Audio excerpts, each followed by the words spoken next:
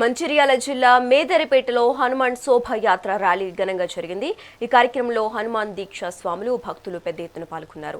హనుమాన్ దేవాలయం వద్ద ప్రత్యేకంగా అలంకరించిన ట్రాక్టర్పై హనుమాన్ ఫ్లెక్సీని ప్రతిష్ఠించి పూజలు చేశారు. అనంతరం మేదరపేట నుంచి ముత్యంపేట వరకు భారీ బైక్ ర్యాలీ నిర్వహించారు. భక్తులు జై శ్రీరామ్ జై హనుమాన్ నినాదాలతో ఊరేగింపుగా వెళ్లారు. ఈ శోభాయాత్రలో బీజేపీ రాష్ట్ర ఉపాధ్యక్షుడు రఘునాథ్ వెరబెల్లి పాల్గొని భక్తులతో కలిసి ర్యాలీలో పాల్గొన్నారు.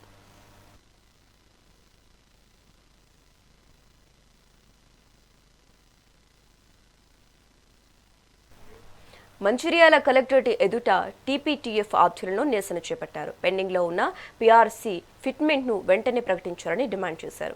విద్యారంగానికి బడ్జెట్లో 20% కేటాయించాలని కోరారు. టీజీ ప్రోగ్రెసివ్ టీచర్స్ ఫెడరేషన్ పిలుపు మేరకు రాష్ట్ర వ్యాప్తంగా అన్ని జిల్లాల్లో నిరసనలు కొనసాగుతున్నాయి. ఇక ఈ మేరకు అధికారులకు వినతి పత్రం అందజేశారు. ప్రభుత్వం స్పందించకపోతే ఉద్యమాన్ని మరింత ఉధృతం చేస్తామని ఉపాధ్యాయ నేతలు హెచ్చరించారు.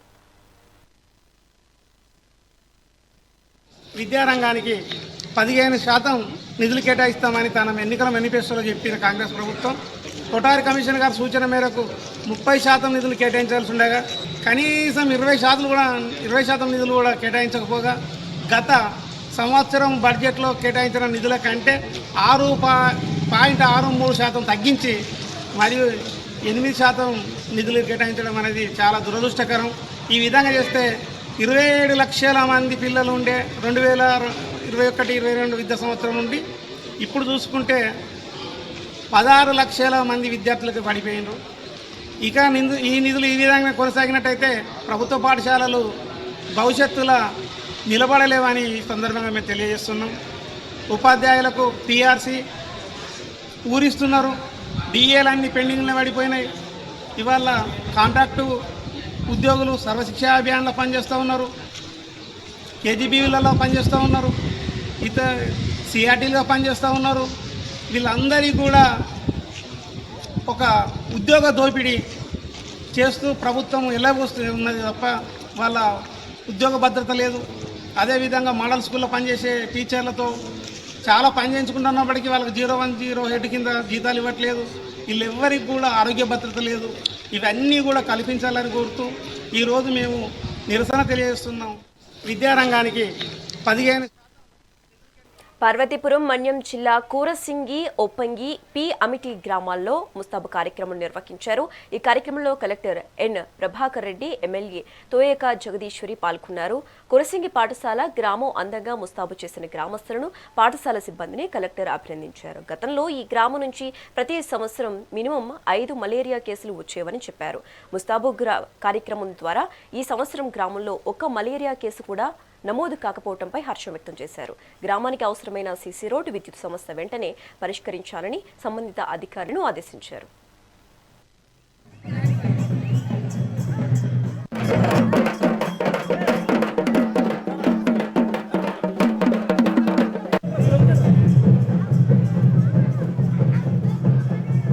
ఈరోజు స్కూలు చాలా చక్కగా చేశారు. ఆ టీచర్లు, హెడ్ మాస్టర్లు అందరికి కూడా అభినందనలు తెలియజేస్తున్నాను. అలాగే అంగన్వాడీ సెంటర్ కూడా జిల్లాలో, రాష్ట్రంలో మొట్టమొదటిసారిగా స్కూల్ ముస్తాబు కార్యక్రమం చేసినటువంటి ఘనత మీ గ్రామానికి దక్కడం మీ అందరికీ కూడా అభినందనలు తెలియజేయాల్సినటువంటి అవసరం ఉంది. అదేవిధంగా అంగన్వాడీ ముస్తాబు కూడా మొట్టమొదటి గ్రామం మీ గ్రామమే. ఇది కూడా చరిత్రలో ఉంటుంది. తప్పనిసరిగా మీ గ్రామం మీరు చేసినటువంటి మంచి పని వల్ల రాష్ట్రంలో మొట్టమొదటి గ్రామంగా మీరందరూ కూడా ఆ చరిత్రలో మీ పేరు ఉంటుంది. పిల్లల్ని చూడండి ఎంత చక్కగా ఉన్నారు. మీరు టౌన్లో చూసే పిల్లల కంటే కూడా మన పిల్లలు చాలా అందంగా, శుభ్రంగా ఉన్నారు.